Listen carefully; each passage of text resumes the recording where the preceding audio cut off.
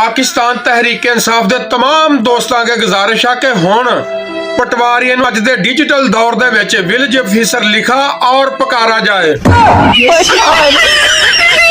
पाकिस्तान के बड़े कुछ पढ़े लिखे विलेज ऑफिसरां ने इमरान खान दौर दे विच खप पाई सी कि खान साहब ने IMF नूं पाकिस्तान दा स्टेट बैंक वेच दिता।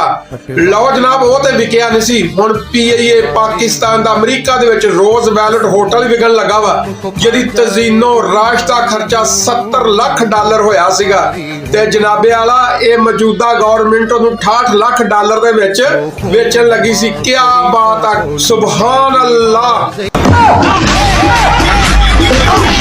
पटवारियों डरो उस वक्त दे उत्तों जो तुसी $100 रुपया हधारा चुक के लोड कराउणा वा ते वापसी जवाब की आउणा वा।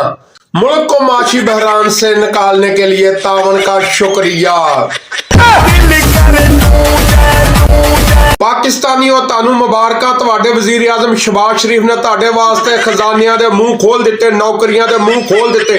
भावें कोई पढ़िया ते भावें अनपढ़, $1.5 लाख रुपया महीना तुहाडी सैलरी होगी। सवेरे दफ्तर दे विच बैठ के सुबह तो लैके शाम तक सोचना वा कि $22 अरब आऊगा कित्थों हुकूमत दे खाण वास्ते।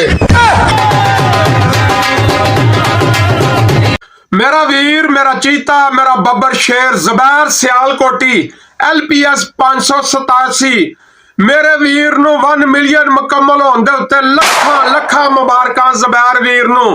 उन्हां वीरां सजना भरावां दा भी शुक्रिया जिन्हां मेरे वीर ज़ुबैर सियालकोटी दे नाल मुहब्बतां ते इन्ना प्यार दिता।